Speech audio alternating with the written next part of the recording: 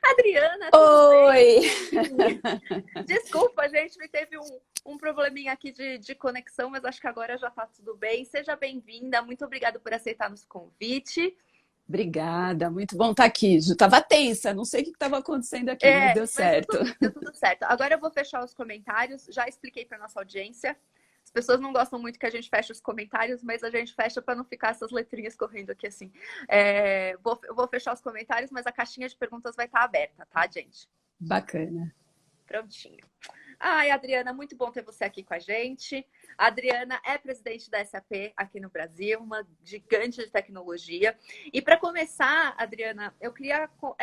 Adriana, lembrando, falei isso no começo, mas vou repetir: a Adriana fez parte da nossa revista Mulheres de Sucesso, icônica capa com a Djamila. E eu queria começar com você me contando um pouco sobre a sua trajetória até o posto mais alto da SAP aqui no Brasil. Bacana, Ju. Bem feliz de estar aqui, super obrigada pelo convite, um prazer aí te conhecer. Então, vou contar um pouquinho da minha trajetória, que eu poderia dizer que não é muito trivial, né, para uma executiva de tecnologia. As minhas pretensões em tempos de universidade eram acadêmicas, então eu fui fazer ciências sociais na USP e tinha pretensões completamente diferentes. E ainda na faculdade, fazendo estágio, eu acabei tendo contato com o mundo da tecnologia. Eu fui fazer estágio em sociologia na HP, uma outra empresa de tecnologia, onde eu acabei ficando por mais de 20 anos. Então, foi na HP que eu acabei contornando aí, mudando a minha trajetória. E, obviamente, me formei, mas me encantei com o mundo corporativo, Ju. Eu acho que todas as minhas intenções, né, de fazer desse mundo um lugar melhor, eu vi que a tecnologia tinha um papel enorme nisso e acabei gostando demais da empresa, das possibilidades. Fui buscar formação já na HP, aí acabei indo fazer administração na GV, depois fiz MBA na IT. A minha natureza não é muito técnica, nunca foi, mas eu fui buscando formação e fiz muitas movimentações lá na HP, até que em 2012 foi meu primeiro namoro com a SAP. A SAP me chamou, na época eu liderava uma determinada área na HP, e aí a HP me ofereceu a liderança da consultoria para que eu ficasse e renovasse meus votos com eles.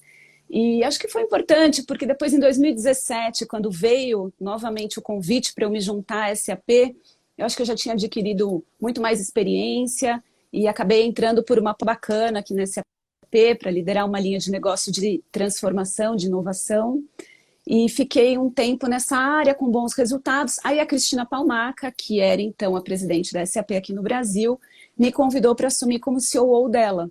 E eu fiquei quase 2 anos como COO da Cris, e foi incrível, acho que foi assim uma experiência única, uma posição que te dá uma visão 360 da organização.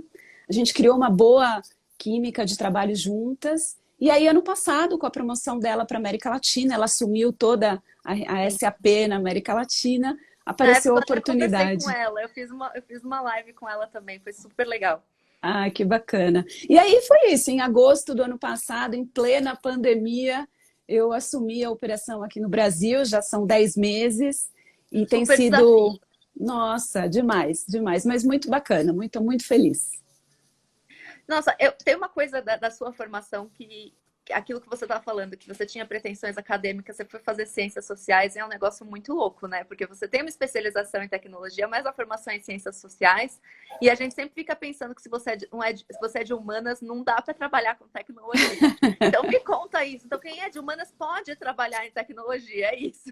É claro que pode. Uma empresa precisa de tudo, Ju. E a gente tem, e eu acho que uma pessoa que vem de uma formação de humanas, ela traz algumas habilidades, né?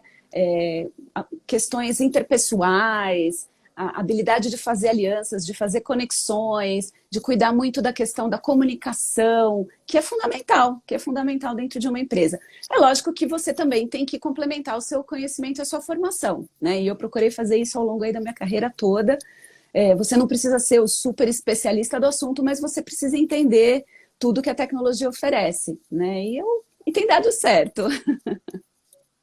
É bom também você leva os skills, né? É um intercâmbio assim de habilidades que a Com gente faz. Eu certeza. acho que É legal mesmo. E você estava falando que você sucedeu a Cristina Palmaca. Eu queria saber como é que foi? Você aprendeu bastante coisa com ela? Como é que foi esse intercâmbio entre vocês duas? Muito, aprendi e continuo aprendendo, né? Porque ela continua minha chefe agora como presidente da América Latina. Bom, a Cris Bom, você conversou com ela, você pode perceber o quanto ela é cheia de energia, Sim, maratonista. exato. Então, é muito bacana, porque ao mesmo tempo que a gente tem muitas coisas em comum, a gente tem várias outras que a gente é completamente diferente. Então, não espere me ver correndo nenhuma maratona, essa não é minha praia.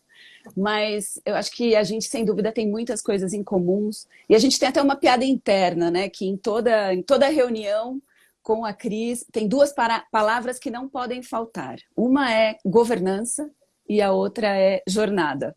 Então, acho que governança sem dúvida, um dos grandes aprendizados, né? Porque é a forma de você sustentar a transformação. Então, toda transformação é uma jornada, as coisas não acontecem da noite para o dia.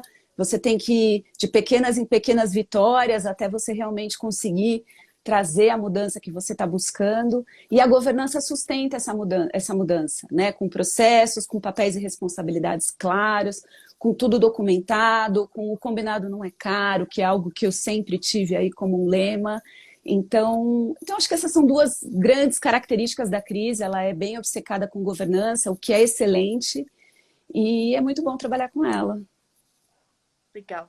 Tem uma pergunta que a gente sempre recebe aqui na caixinha, eu me antecipei a caixinha dessa vez, que é assim, que dica que você dá para as mulheres que almejam ter cargos altos de liderança, inclusive o maior cargo em uma empresa? Que dica que você dá a essas mulheres? A gente sabe que existe uma desigualdade ainda, as coisas estão melhorando, mas ela ainda existe. Então, assim, o que você falaria para essas mulheres? Acho que não é uma coisa só, né, Ju? Mas acho que algumas, né? Primeiro que, e eu falei isso já em algumas outras conversas, né? Não existe isso de estar totalmente preparado, né? Então, e a gente tem feito muitas conversas aqui dentro da SAP para tratar esse tema, inclusive, da equidade de gênero. A gente tem um compromisso enorme nesse sentido, de que a gente tem dados que comprovam, né, que você tem uma determinada vaga publicada, né? Se as mulheres não atenderem a 100% dos requisitos daquelas vagas, elas titubeiam em aplicar a posição. E em geral, de novo, sem cair em generalizações ou em clichês, mas em geral os homens correm mais riscos, né? Então acho que a primeira coisa é assim, mulheres, a gente nunca vai estar 100% preparada. Então, ter um pouquinho mais de coragem que medo e tomar alguns riscos para fazer as movimentações e viver as nossas escolhas, né? Eu acho que tem momentos da vida onde a gente precisa ponderar, mas acho que viver as escolhas e ocupar o espaço, né? Às vezes as pessoas me perguntam isso também, de, poxa, o fato de você ser uma mulher numa indústria predominantemente masculina, que é a de tecnologia, né? Como que foi isso para você?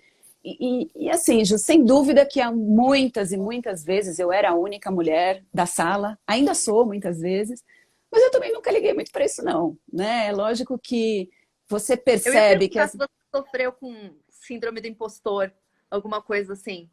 Mulher tem Ah, bastante, né? tem, eu acho que tem. Eu acho natural muitas vezes você se questionar mas talvez uma dica aqui seja você pedir ajuda, né? Então você ter mentor, você ter coach, você trocar com pares. Eu acho que é importante construir uma rede, né? E E às pedir vezes alguém para ajuda. encorajar também, né? Para É, te dar é isso. aquele. Não, você vai conseguir. Na verdade, você pode estar até com falta de confiança, achando que você não vai dar conta, mas vai sim, você tem o que é preciso, vai dar certo.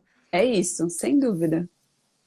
Tem uma coisa também, na entrevista da Forbes você menciona que empatia é uma característica sua e que a empatia ela está no modo como você aplica a sua gestão. Qual a importância de empatia para você e também assim, para você na presidência da SAP, para você como pessoa e para você como presidente da SAP? Olha, Ju, eu acredito que a empatia nos ajuda a tomar melhores decisões, né? Quando você se coloca no lugar do outro, mesmo que seja para discordar. E muitas vezes não tem problema nenhum em concordar e discordar. Mas você se coloca no lugar da outra pessoa, você entende o ponto de vista, eu acho que a comunicação flui melhor, você toma melhores decisões e você traz as pessoas, né? Quando você demonstra que você está entendendo o ponto de vista dela, que o seu é outro e que provavelmente vocês vão concordar em algumas coisas e não em outras, mas com certeza a comunicação é muito mais efetiva, né? E a comunicação é o coração das relações, né? Você ter expectativas claras, você poder dar o feedback do que está bom, do que tem que melhorar. E quando você tem muita empatia nesse processo, é muito mais efetivo. Essa tem sido a minha experiência e eu acho que isso vale tanto na empresa quanto na vida, né? Quando você é claro com o que você quer, com o que você gosta, o que você não gosta. E, de novo, se colocar no lugar do outro, porque nem sempre só tem uma resposta para uma determinada pergunta, né? E eu acho que isso te ajuda, de verdade, te dá perspectiva.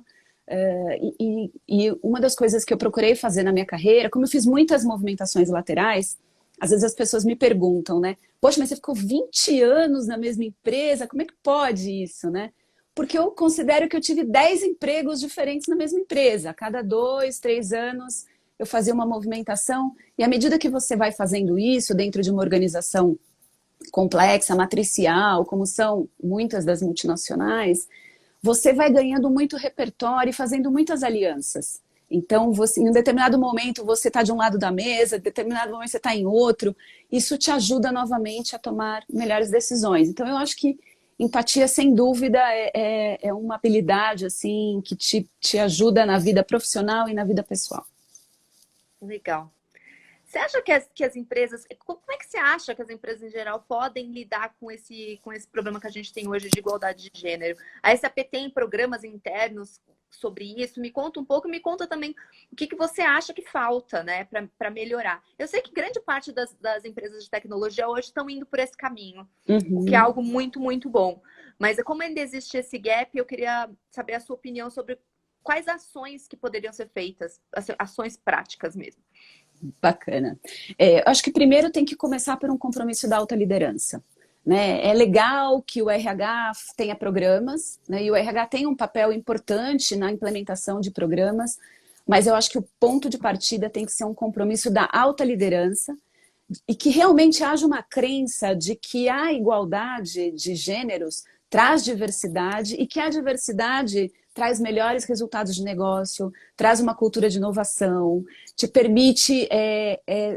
você tem representado a sociedade que você serve como empresa dentro da sua casa, e isso, obviamente, te faz atender melhor os teus clientes, você atrai mais talentos. Se você olhar para as novas gerações, elas realmente buscam empresas que reflitam os valores delas, né? Então, quando a empresa entende que não é só porque faz sentido, porque metade do mundo é homem, metade do mundo é mulher, mas porque realmente é bom para os negócios, né? Você consegue ter uma cultura de inovação, atrair mais talentos, ter mais resultados, dali a coisa desce e ela é legítima. Então, acho que o primeiro ponto tem que, se não é um compromisso da autoliderança, é muito difícil avançar, né?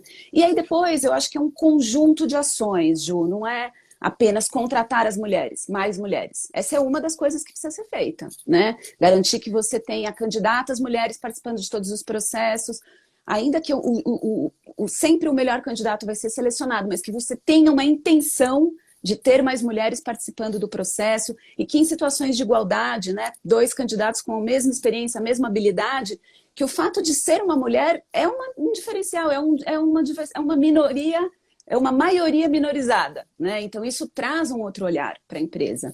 Então a contratação, e aí você criar um ambiente onde essas mulheres realmente possam ser autênticas, se sintam à vontade para serem elas mesmas, porque aí sim você tira a beleza, né, de você ter uma população diversa. E não só mulheres, mulheres negras, mulheres trans, mulheres com deficiência. A gente tem um trabalho muito interseccional aqui na SAP para várias frentes de diversidade. E programas de aceleração desse desenvolvimento, porque como você tem menos mulheres na base, naturalmente menos mulheres chegam às posições de liderança. Então, como é que você acelera a carreira dos talentos femininos? E aí aqui na SAP a gente tem um pouco de tudo isso, né? A gente tem um olhar muito forte no tema de contratação, a gente tem programas de mentoria, de aceleração, e a gente tem o compromisso da liderança traduzido em metas. Porque senão fica também uma coisa, bacana, né? Não, como é que eu garanto que eu estou avançando, né? Então, a SAP quer, até Super 20. importante. Isso é fundamental para qualquer coisa que você queira fazer. Se você não mede, como você sabe se você está na direção correta, né? Então, nós temos um compromisso global de chegar até 2030 com 50-50, né? Gender parity. Metade da população homem, metade da população mulher. Aqui no Brasil, a gente Maravilhoso. está perto de 40, então a gente tem que dar uma acelerada. A gente não quer esperar 2030. E a gente tem um compromisso também de até 2022 ter 30% de mulheres na liderança, para depois poder dar mais um passo. Então, acho que esse combinado, né, de compromisso da liderança, desde a contratação, programas de aceleração e o tema das metas, né, onde você quer chegar, eu acho que são algumas das coisas que ajudam e são algumas das coisas que nós estamos fazendo nesse AP. Legal. Eu vou abrir a minha caixinha aqui, porque tinha duas perguntas interessantes. Bacana. Uma delas é da Elaine GC. Ela queria saber qual é o seu conselho para quem quer fazer uma migração de carreira para a área de tecnologia. Olha, aí depende, né? Porque quando a gente fala na área de tecnologia, existem Tem mil muitas áreas possibilidades. dentro da tecnologia. Exatamente. E o que me apaixona da tecnologia é o que ela proporciona de transformação. Não a tecnologia em si, porque de verdade eu nunca fui super técnica, mas o que ela habilita, né? Então, todas essas novas tecnologias agora que trazem muita automação para as empresas, na verdade elas permitem que as pessoas possam fazer coisas diferentes, ter grandes ideias. Então, eu realmente acredito que no final a transformação sempre é pelas pessoas, mas a tecnologia tem esse papel fundamental. Aí vai depender muito do que a Elaine está buscando, né, Ju? Se ela quer uma formação técnica, acho que aí talvez escolher algumas das áreas, e de novo, né, aqui na SAP a gente tem solução de gestão para tudo, né? Pode ser para a área de recursos humanos, para a área de compras, para a área de atendimento a cliente, para toda a parte de cadeia logística e de suprimento, para o back-office financeiro. Então, aí, novamente, talvez escolher uma área que tem um pouquinho mais de afinidade e Sim. explorar, e aí ir testando, né? Não tem uma varinha de condão com uma única resposta, não. A outra pergunta que tem aqui é da Blush Brasil.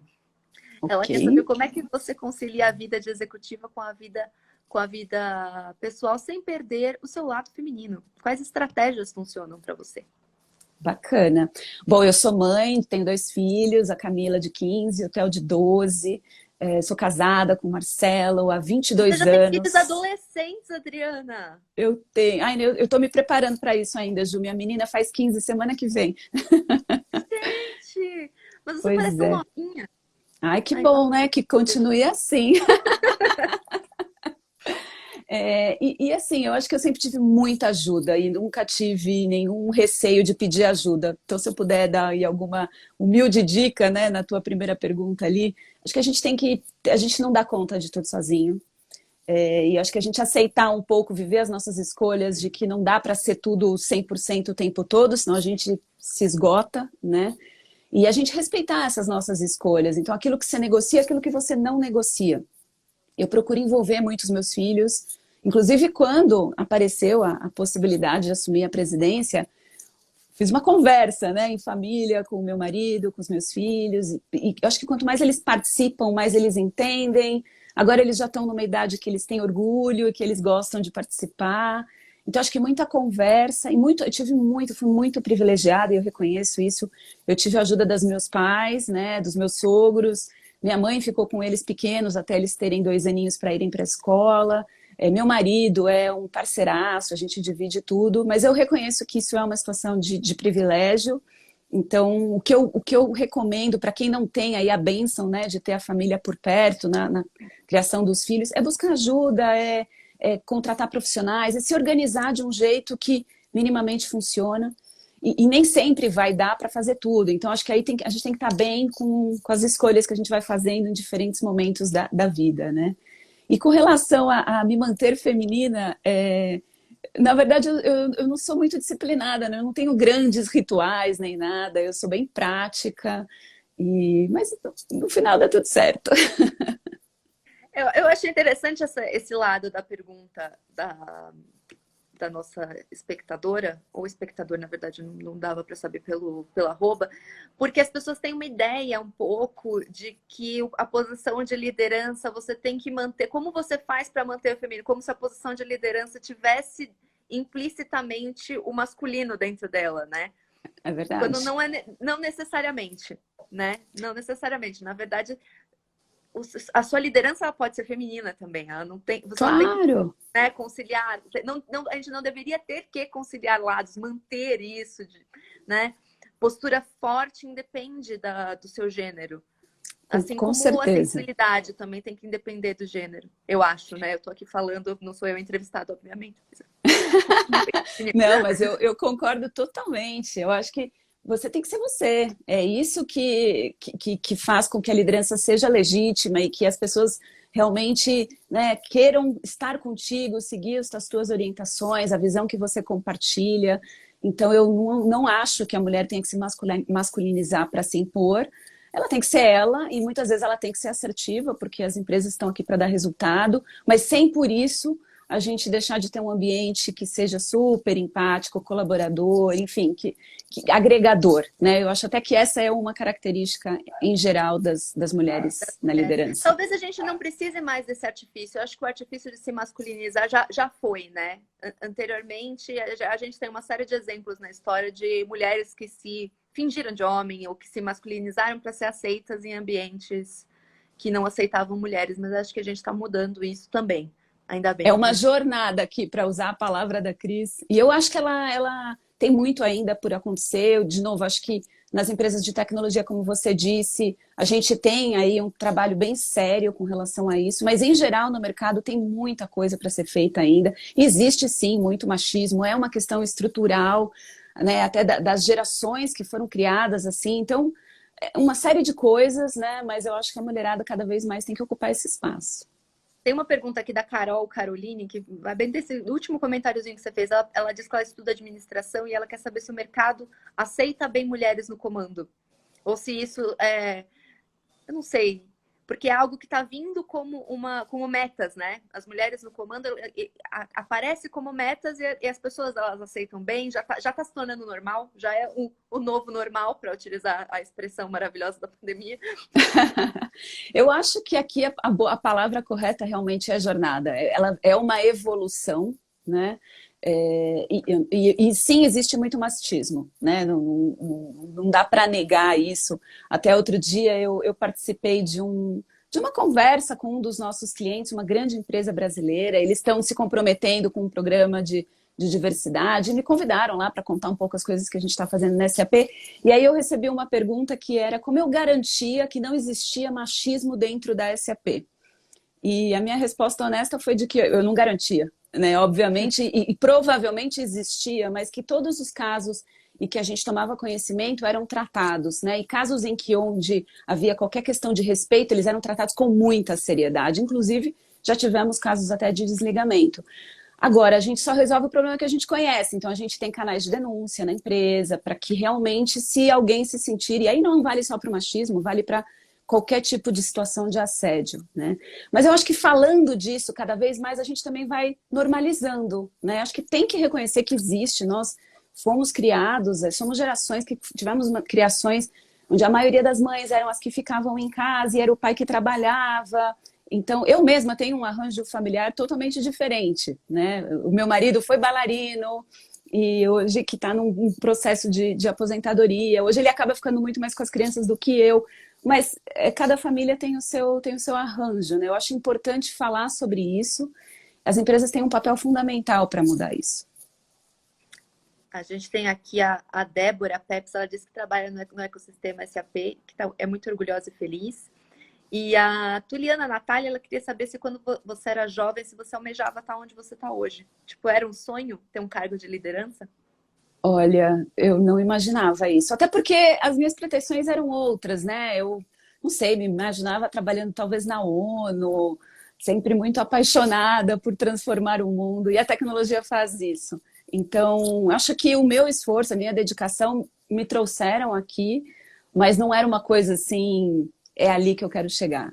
Isso foi acontecendo e eu fui aproveitando as oportunidades. Fiz minha parte, sem dúvida, mas foi um processo, foi uma construção. Você mencionou que o seu marido era bailarino e eu queria tocar nisso, porque você fazia balé, né? Você foi Fazia. bailarina durante muito tempo, fazia desde criancinha. Me conta um pouco sobre essa sua história de bailarina, bailarina semi-profissional. Você chegou a pensar em se profissionalizar? Como é que foi isso? Até hoje você acha que o fato de você ter sido bailarina, eu tô falando isso porque a minha irmã também dançou a vida inteira. E ela, enfim, balé tem muita disciplina. Isso influencia na sua vida até hoje? Como é que é isso? Sem dúvida. Então, eu vou te contar um pouquinho da minha história com balé, que realmente me acompanhou até a faculdade.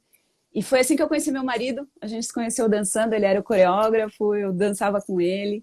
E eu cheguei a... Assim, obviamente, eu sempre fui muito apaixonada pelo balé, isso foi uma parte muito importante da minha vida.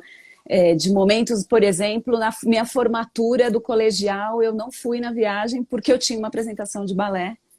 E essa foi uma escolha que eu fiz e vivi essa escolha. Então, assim, o balé sempre foi muito importante na minha vida, mas quando eu entrei na faculdade, eu vi outras possibilidades, né? E acho que, para o bem da nossa família, que bom que foi assim, porque é muito difícil viver de arte aqui no Brasil. Mas foi uma escolha consciente e o balé me fez muito feliz até os 17 anos, quase 18. E eu acho que sim, sem dúvida, Juliana, que o balé te deixa uma série de habilidades, né? Você falou da disciplina, a disciplina sem dúvida, a preparação, então sim, são muitas horas de preparação para aquele momento do palco, e naquela hora que você está ali, é tudo ou nada, você não tem como fazer de novo, você está ali, você já fez, talvez na próxima apresentação você pode fazer melhor, mas muitas vezes você tem que lidar com a frustração, você tem que lidar você tem que ter muita resiliência, né? De Você ir participava de lá. competições também? Sim, A frustração, ela participava. vem bastante com essas competições, né? Vem. Inclusive, quando eu fui prestar o vestibular, fui prestar a FUVEST, no sábado anterior à FUVEST, eu tinha uma apresentação em São Sebastião. Nós íamos fazer um balé clássico, eu dançava um padedê com o meu marido, e a minha mãe foi comigo, porque o grupo, né, era um grupo semiprofissional, eles iam ficar em São Sebastião até o domingo, e eu tinha que voltar para São Paulo para fazer o vestibular. Quando a gente chegou em São Paulo, eu tinha esquecido o meu RG em São Sebastião, porque você tinha que dar o RG para participar do festival lá e não sei que tal. Bom, eu sei que minha mãe deu um jeito de resolver, né? O RG chegou a tempo da FUVEST Meu Deus, e deu tudo certo, tanto que eu passei no vestibular e foi muito legal esse ano. Eu encontrei uma amiga super querida, a Marília, nas férias. Assim, a gente não se via, talvez desde essa época. E ela falou, poxa, eu vi nas mídias, né? Você assumiu esse AP, que bacana. Eu me lembro quando você foi prestar a FUVEST, que você estava estudando na Coxia. E gente, eu, estudando na coxinha. eu achei incrível isso. E aí eu falei, isso, Marília, fala para eles, conta aqui para os meus filhos, que eu sempre fui super estudiosa, né? Então, era um pouco disso, Ju. Eu tentava levar as duas coisas enquanto deu e depois tive que fazer a minha escolha. Mas o balé me acompanha, né? Porque meu marido foi bailarino profissional do Cisne Negro por muitos anos, e a minha cunhada é bailarina do Balé da Cidade de São Paulo, meu cunhado é coreógrafo, minha filha faz balé, então isso é uma coisa muito presente Continua, né? na minha Continua. vida, sem dúvida. Você ainda dança alguma coisa hoje, né? Assim, como amadora ou, enfim, Não, só como não hobby e danço. tal? Nada. Não danço, Aposentou a Ju. sapatilha geral mesmo. Pendurei a sapatilha. Eu faço, né, assim, caminhada, tenho um personal para cuidar da saúde, mas não danço. Não consegui conciliar isso, não deu. Mas o que você tem de hobbies? Falando de hobby, já que eu mencionei. O que você, enfim, o que você costuma fazer nas suas poucas horas vagas, que eu imagino que não sejam muitas? Olha, assim, eu sempre procurei, durante a semana a minha rotina é bem puxada, mas dos finais de semana eu sempre dediquei muito às crianças, né? Então eu procurava hobbies que a gente conseguisse fazer juntos. Então a gente adora a natureza, então antes da pandemia a gente estava sempre planejando viagens, muita viagem para a natureza, então a gente adora ir para o sul de Minas, ou a gente está na praia, ou a gente está numa cachoeira, a gente sempre fazendo esses planos. Aqui em São Paulo, enfim, a gente adora cinema, gastronomia, então também sempre fazendo coisas incluam as crianças. E agora, em tempos de pandemia, assim como todo mundo, a gente está curtindo séries, vendo filmes, enfim, Fazendo a procurando, maratona no streaming, né, com uma pipoca, com certeza. até a gente poder voltar à nossa vida. O que, É isso aí. assim, pegando o gancho de pandemia que você estava falando, não quero entrar muito no que, ai, nossa, como impactou a própria empresa, porque, obviamente, a gente já explorou esse assunto muitas vezes, mas eu queria saber de tecnologia mesmo. Uhum. Teve, por exemplo, talvez, não sei, tecnologias ou soluções que vocês precisaram desenvolver para atender novas demandas que vieram com a pandemia? Você enxerga novas demandas permanentes que apareceram do ano passado para cá? Sem dúvida, Há a gente. tendências, assim, né? Assim, primeiro, a gente viu as empresas, no caso a SAP, nós somos uma empresa de tecnologia enterprise, né, para empresas, né? E a gente viu as empresas definitivamente se apoiando na tecnologia para enfrentar a situação, né? Então, existiam diferentes graus de maturidade, algumas já estavam em processo de transformação e aceleraram, outras tiraram planos do papel, e a gente viu algumas determinadas demandas, como todo o tema de cadeia logística, melhor planejamento, distribuição. Obviamente que o e-commerce é importante, mas ele é só a carinha que a gente vê ali no aplicativo na hora que a gente está fazendo uma compra, né? Por trás dele tem todo um sistema de gestão para garantir que a experiência seja positiva, que tenha eficiência operacional, que tenha controle. Então, toda essa parte de gestão da cadeia de suprimentos, da cadeia logística, a gente teve, assim, índices de crescimento recorde. Realmente, 2020 foi um ano muito bom para a SAP Brasil e algumas das nossas linhas de solução se sobressaíram porque conversaram muito com o momento. Né, com as empresas precisando de mais resiliência, de mais estrutura para dar conta do digital, ou empresas precisando mover toda uma força de trabalho para o modelo remoto e precisando de canais de escuta para fazer essa gestão remota. Então, a gente tem soluções para a gestão do capital humano que dão conta disso. Toda a questão de compras, né? As empresas se viram da noite para o dia tendo que comprar equipamentos de segurança, máscaras, uma série de coisas. E na nossa solução de gestão de compras, a gente tem uma rede de conexão de fornecedores que é a maior business network do mundo. Então, isso também teve um pico de utilização. Então, a resposta curta é que, sem dúvida, a gente teve um aumento de demanda de tecnologia para enfrentamento. E eu acho que é um caminho sem volta, porque isso trouxe muito ganho operacional para as empresas, que serão incorporados. E ainda quando a gente possa voltar a ter muito mais convívio, porque eu acredito que quando for seguro, a gente deve pousar aí no meio do caminho, né? Essas melhorias estão incorporadas e elas vão seguir, né? Então eu acho que é uma tendência, é uma aceleração que não tem volta, da digitalização. Legal. Você acha que a gente tem, além disso, existem algumas outras, além dessa aceleração, meu Deus, hoje a língua parece, é um trava-língua, gente, olha, recebi até corações aqui, as pessoas devem estar rindo, porque hoje tá especial, gente, hoje tá especial, sério mesmo. Eu queria saber, além desse processo de aceleração da digitalização, para empresas, né? Que a gente estava falando para empresas. Tem alguma outra tendência que você enxergue de tecnologia para os próximos anos? Como é Olha, que você Ju, vê isso? eu acho que o tema da inteligência artificial, né, que a gente ouve tanto falar, que é uma tecnologia inteligente emergente, que a gente já traz embarcada nas nossas soluções, também é uma tendência que não tem volta. Ela traz muita automação, ela elimina muitas tarefas repetitivas de uma empresa, e aí você pode ter realmente o talento daquela empresa olhando para o negócio, para novos modelos, para cuidar melhor das pessoas, né? Então, eu acredito que a inteligência artificial, o tema dos analíticos, né? Então, cada vez mais os dados explodindo. Hoje a gente está aqui, você podia estar na China, eu podia estar aqui, então assim, essa coisa global, como é que você toma melhores decisões, você precisa de dados para isso. E hoje a tecnologia permite, né, um cruzamento de dados que jamais seria pensado há tempos atrás.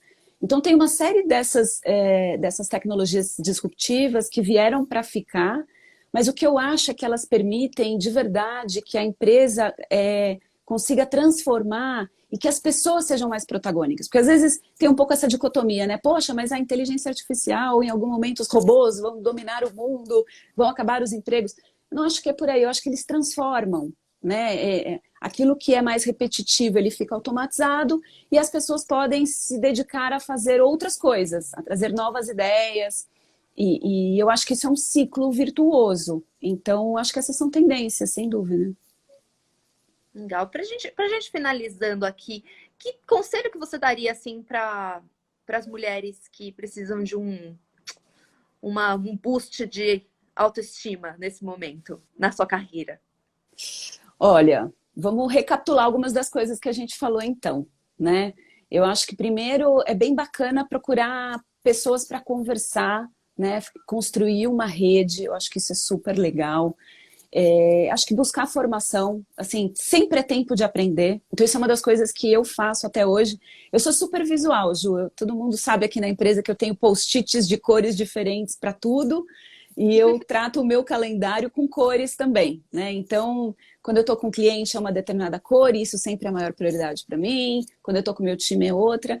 E eu tenho um determinado tom de azul que é o meu tempo do meu desenvolvimento. Então, toda semana eu preciso estudar um pouco, aprender alguma coisa, participar de alguma sessão. Então, eu acho que isso é importante, meninas. A gente tem que estar sempre, né, se desenvolvendo, sempre cuidando disso. E acho que tem que se arriscar um pouco, né? Não dá para ficar ali só na segurança, porque aí a coisa não acontece. E a gente tem um caso super bacana aqui na SAP de uma das nossas diretoras de vendas. Primeiro, ela foi promovida na licença maternidade dela, então ela sempre conta essa história que é muito bacana, né? Mas a história toda começou 2 anos para trás, quando havia um processo de seleção, eu era COO na época, e aí eu vi que ela não tinha se aplicado, e ela era uma contribuidora individual, ela tinha um super fit ali com a posição, e ela não tinha se aplicado, e eu dei uma provocada. Eu falei, poxa, por que você não está participando? E aí ela deu aquela resposta clássica, já é porque eu ainda não me sinto preparada, né? Eu falei, poxa, mas ninguém nunca está preparado, nunca. Né? Imagina os astronautas da NASA, ficam lá fazendo todo aquele treinamento, mas na hora que eles estão lá em cima, é que eles vivem aquilo pela primeira vez. E tudo pode sair do controle, inclusive, né? Exatamente. Então, assim, cara, não tem isso. Tem que ir, tem que arriscar. E mesmo que você não passe, você com certeza vai ganhar essa experiência. E foi isso que aconteceu. Ela criou coragem, ela participou, ela não foi escolhida, mas ela recebeu o feedback de onde ela teria que melhorar, enfim, o que faltou ali, né? E aí, 2 anos depois, apareceu uma oportunidade, e aí a gente, como organização, também já sabia que ela tinha levantado a mão. Porque tem isso também, né? Eu fico aqui quietinha, não conto para ninguém. Eu preciso também dizer... Você se mostrar disponível, né? É isso. Mostrar ambição também. Claro, né? Claro. Acho que pode ser muito saudável. Então, acho que essas são algumas das dicas aí para as moças que estão nos assistindo. Todos anotado. Anotaram, né? Foram importantes. Até eu anotei aqui. Achei muito bom. Ai, gente, foi muito legal. Tinha uma pergunta aqui, na verdade. Da Priscila, se a live vai ficar gravada. Sim, a live vai ficar gravada. Logo que a gente terminar aqui, a gente posta no nosso IGTV. Então dá para voltar aqui e a live com essa entrevista ótima com a Adriana Arolho vai ficar gravada. Adriana, agradeço demais o seu tempo, sua presença, essa conversa comigo, que foi muito legal. E, enfim, espero que logo a gente possa fazer, quem sabe, uma entrevista num estúdio, né? Juntas, conhecer, tomar um café, não é mesmo? Sem dúvida. São sempre os meus votos de fim de live, que a gente possa conhecer as pessoas pessoalmente. É verdade. Ju, foi um prazer, foi meu. Muito bacana, adorei te conhecer. Também espero que a gente possa se ver em breve, né? E, enfim, e que a gente possa voltar a algum tipo de normalidade aí que a gente vai descobrir qual é, mas que o convívio humano não é substituível. Então, que a gente possa com segurança fazer isso em breve. Isso. Gente, continua acompanhando Forbes Mulher. A gente volta com outras lives com mulheres super legais como a Adriana Arolho. Um beijo. Obrigada. Até. Beijo, obrigada.